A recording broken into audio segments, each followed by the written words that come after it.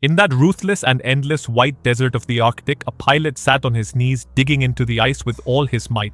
Amidst the frost gathered on his heavy uniform, his nameplate gleamed. Mike. In that desolate world, he appeared to be the only living soul for miles around. When Mike's work was finally done and the camera panned upward, a massive message carved into the chest of the ice was revealed. SOS. A cry for help.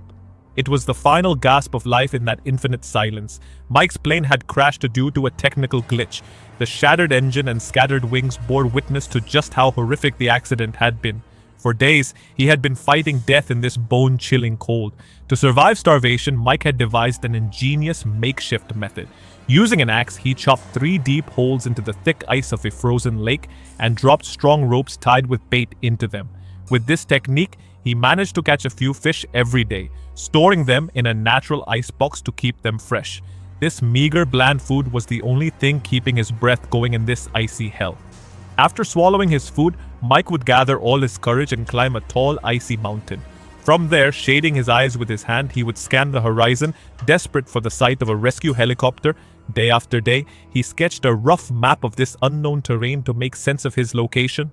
Along with it, he used a manual signal machine to constantly transmit radio waves for help. The machine charged by turning a hand crank. As soon as the handle spun, a red light would glow, signifying that the message was being sent. If help responded, a green light would flash.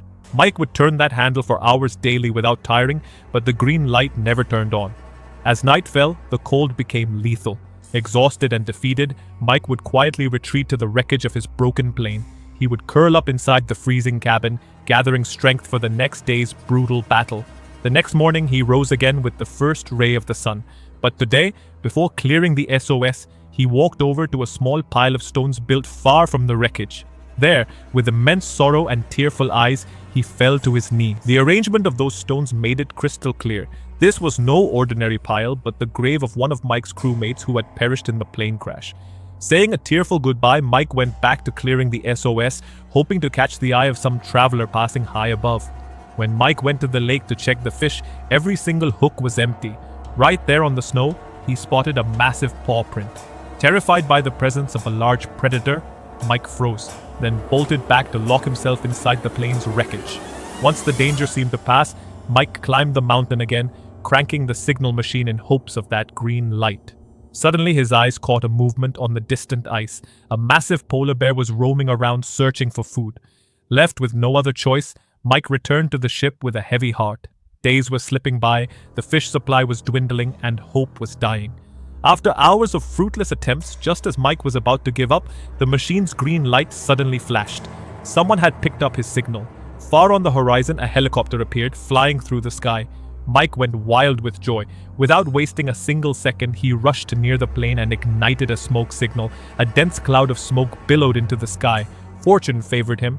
The pilot spotted the smoke and began descending the helicopter. But right then, the ruthless Arctic weather took a vicious turn. A terrifying blizzard erupted. The winds grew so fierce that even the heavy helicopter began to wobble like a straw in the air.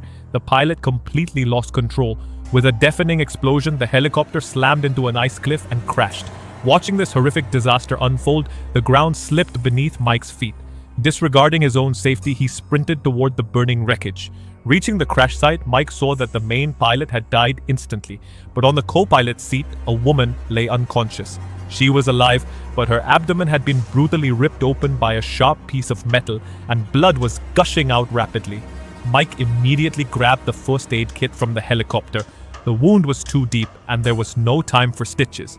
He pulled out a medical stapler and began stapling the injured woman's gashed stomach. This agonizingly painful treatment finally stopped the bleeding. Outside, the blizzard had reached its peak, making huddling inside the wreckage their only shot at survival.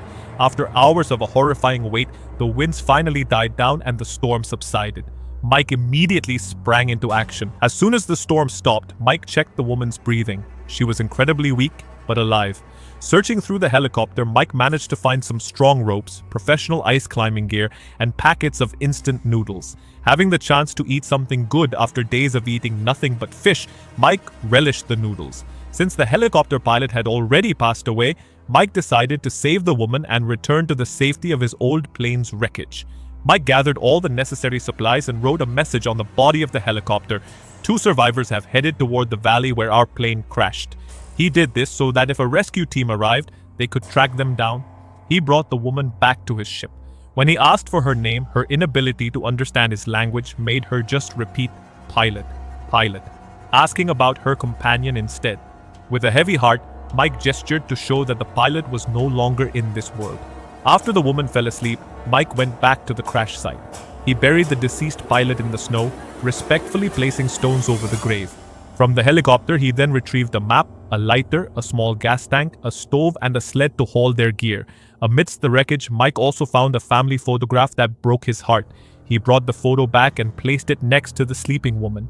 The picture made it clear that the woman and the deceased pilot were husband and wife, and they had a young child together. Mike applied medicine to the woman's wounds and lit the stove to warm up the cabin. As he carefully examined the new map retrieved from the helicopter, he finally gained accurate layout information about the entire icy region and figured out a way forward. Just then, the icy winds outside began to pick up.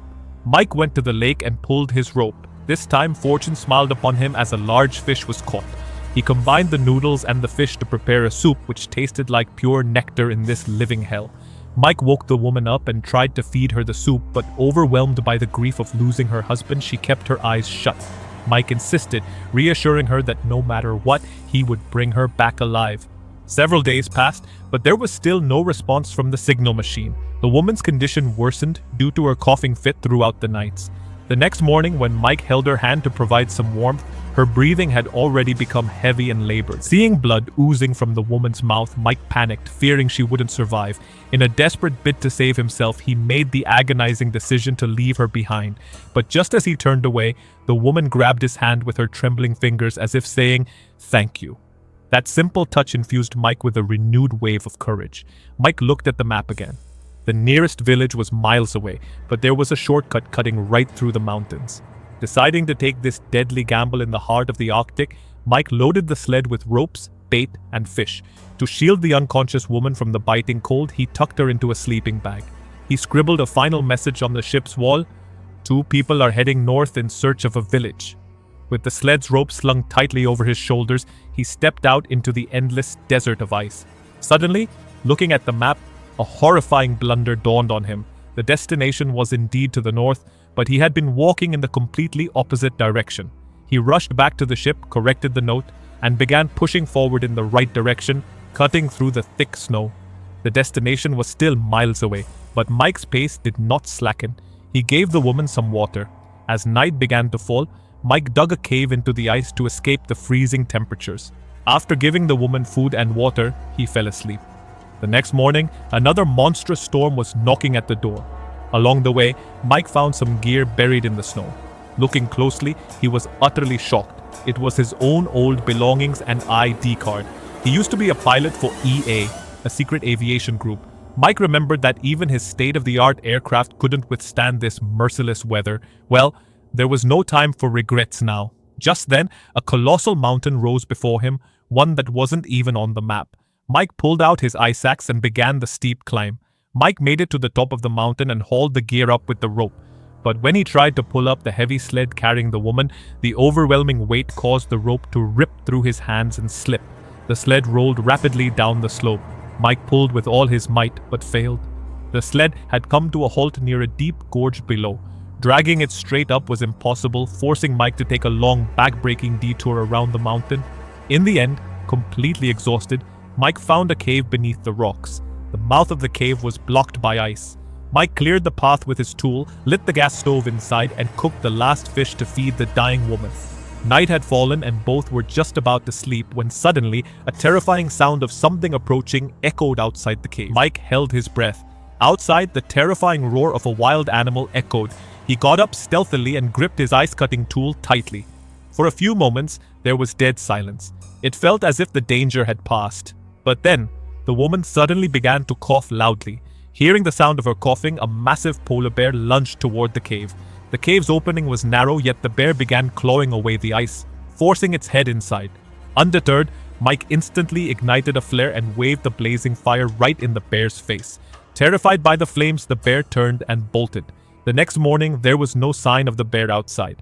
Mike placed the woman back on the sled and pushed forward. The journey felt endless, and just then a horrific blizzard rolled in.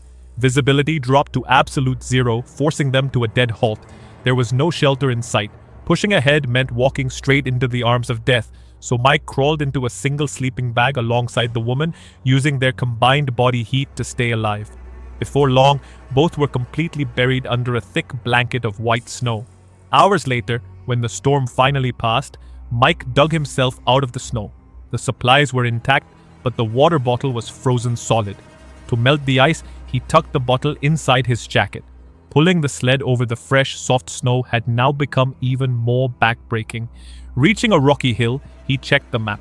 The destination was still incredibly far away.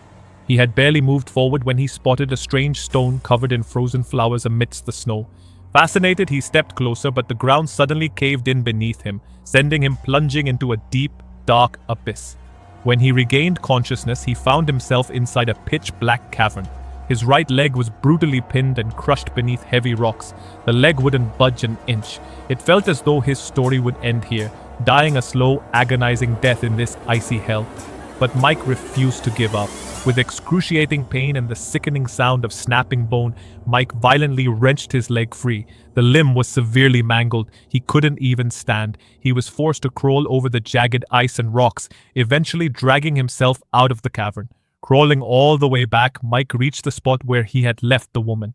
He picked up her family photograph, intending to keep it safe for her son, firmly believing she had already passed away. But right then, the woman opened her eyes. She was alive and remarkably, looking better than before. Seeing her alive, Mike broke down in tears. Deep remorse washed over him for even thinking about leaving her behind. He wept, begging for her forgiveness, and swore that everything would be all right now. Despite his own life-threatening injury, he grabbed the sled's rope once again. Mike's body was shattering from the sheer pain and exhaustion. He crudely bandaged his bleeding leg with a piece of cloth and continued pulling the sled. Coming across a steep incline, he used an iron rod as a crutch to scale it. He checked the signal machine, but the brutal storm had completely ruined it. The machine was broken, but Mike managed to drag himself to the very crest of the hill. Looking down, his eyes widened in sheer shock. A rescue helicopter was parked in the distance. He slid back down, mustered every ounce of strength left, and began pushing the sled up toward the peak. Reaching the summit, Mike screamed for help with all his might, but his voice was swallowed instantly by the roaring wind. The rescue team was way too far out. He fired his last remaining flare and frantically waved his hands, but nobody noticed him. In a state of pure desperation, Mike ignited the flare directly onto his own jacket, tying it to his rod and waving it like a madman in the sky. But it was all in vain. The team boarded the helicopter and it lifted off, ascending into the sky. All his hopes shattered like glass. Mike gathered the woman into his arms, stared at the retreating helicopter, and wailed, "Save her!" But the helicopter vanished into the clouds. Mike gently laid the woman back onto the sled, held her hand, whispered, "Everything will be fine," and both drifted into unconsciousness. The freezing, howling winds were on the verge of erasing their very existence when suddenly, cutting through the heavy clouds, the exact same helicopter veered back around and touched down right in front of them. Mike's unyielding determination and extraordinary humanity had triumphed. They were finally saved. So friends, if you were in Mike's shoes, stranded in that frozen hell, would you stake your own life to save a complete stranger? Let us know your thoughts in the comments below.